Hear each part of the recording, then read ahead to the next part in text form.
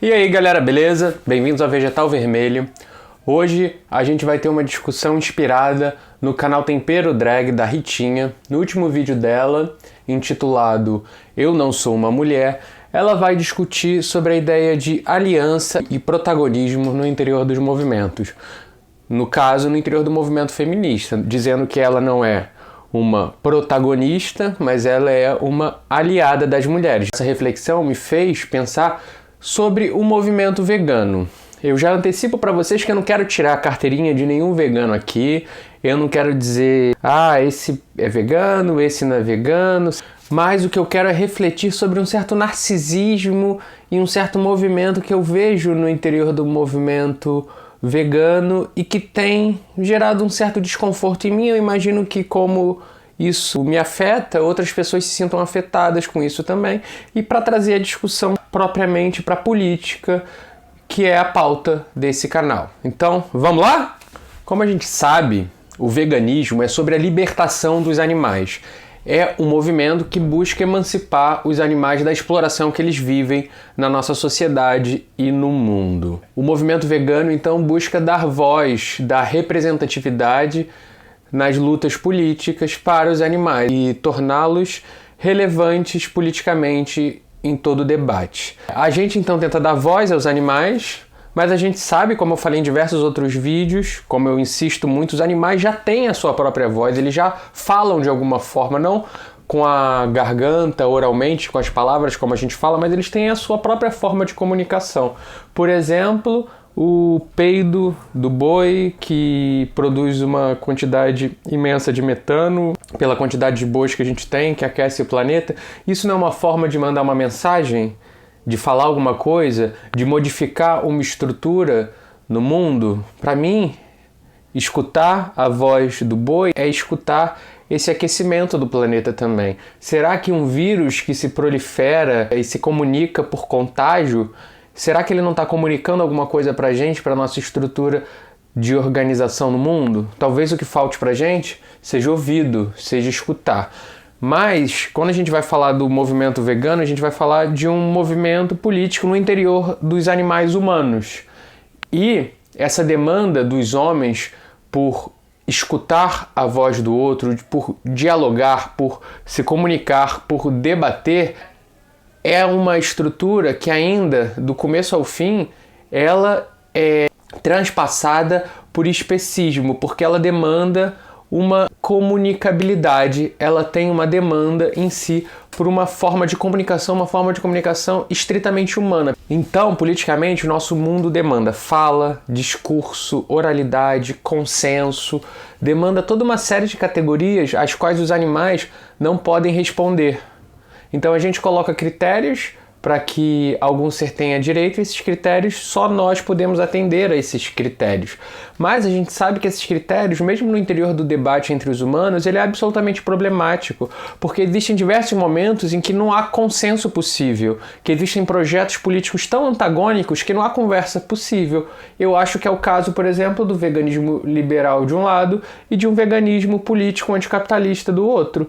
Não há conciliação entre os pontos de vista. A gente pode conversar, a gente pode debater, a gente não tem que ser nunca intransigente com o outro, mas de toda forma é importante perceber que são dois projetos completamente antagônicos, porque um tenta libertar os animais no interior de uma lógica de um sistema que já existe e um outro tenta emancipar os animais através da instauração de uma nova perspectiva, uma perspectiva que mude a estrutura do nosso pensamento e que arruine com o especismo, e junto com o especismo, com o patriarcado, com a exploração econômica do capital, com o racismo e diversas outras formas de opressão.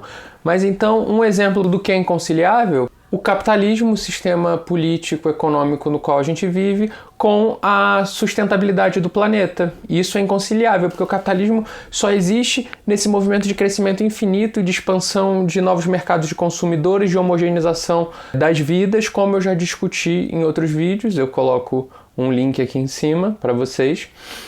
E Então, essas duas perspectivas, sustentabilidade do planeta e capitalismo, são antagônicos. Por isso que capitalismo verde é uma grande falácia. É por isso também que o capitalismo é antagônico com o veganismo, porque a destruição do planeta significa o fim de diversos ecossistemas, o fim de diversas vidas. A gente consumindo plástico, o modo de vida ultraconsumista que a gente tem, consumindo cada vez mais coisas, produtos industrializados, a gente está gerando uma quantidade de lixo absurda que necessariamente está exterminando, por exemplo, vidas de animais nos mares. Cada um desses pacotes do hambúrguerzinho de planta simpática que a gente come, isso vai virar um lixo. Esse lixo, ele está sendo responsável por exterminar animais.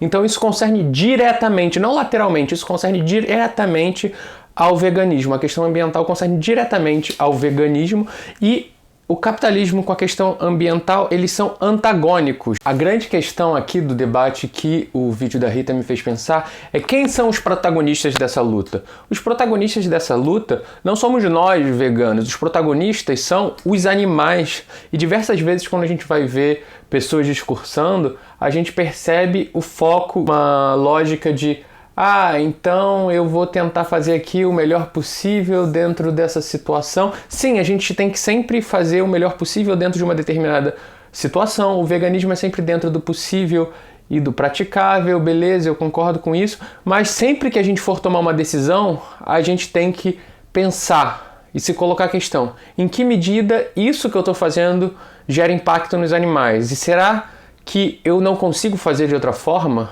A gente muitas vezes coloca de uma maneira muito cômoda e conveniente os nossos desejos e a gente esquece de pensar nos animais. A gente é aliado, a gente não é protagonista. Então, não é sobre as nossas vontades, sobre o que é mais fácil para mim ou não é sobre eu ser um ser moralmente evoluído ou superior, não é sobre nada disso, é sobre empatia com outros seres, outros existentes que têm uma perspectiva própria. E então, abrir o ouvido, ser um aliado é abrir o ouvido, se tornar um grande ouvido e escutar as vozes, escutar vozes que não necessariamente se organizam nessa mesma lógica discursiva, racional que o nosso mundo contemporâneo demanda. Esse é o movimento de ser aliado e não protagonista. Nós, seres humanos, estruturados a partir de uma lógica ocidental, nós somos o ápice do narcisismo. Em tudo que a gente vê fora, nós vemos sempre a nós mesmos. Nós sempre nos enxergamos nas coisas.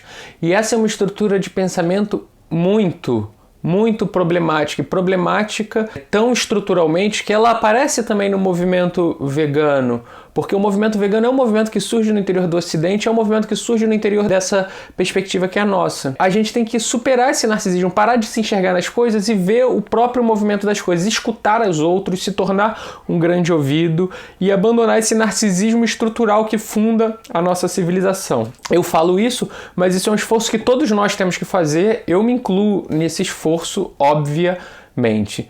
Então, eu acho que eu vou encerrar com essa frase, com essa interrogação que a gente tem que sempre se colocar: o que, da perspectiva do animal, essa minha ação está causando? Que impacto isso gera? Então, se a gente sempre colocar essa questão, a gente vai escapar um pouco desse especismo estrutural que organiza a nossa vida. A gente vai começar a construir algo diferente. A gente tem que começar a escutar os outros. Basicamente é isso. Então, considere o veganismo, mas que seja político, interseccional e anticapitalista. Valeu, galera!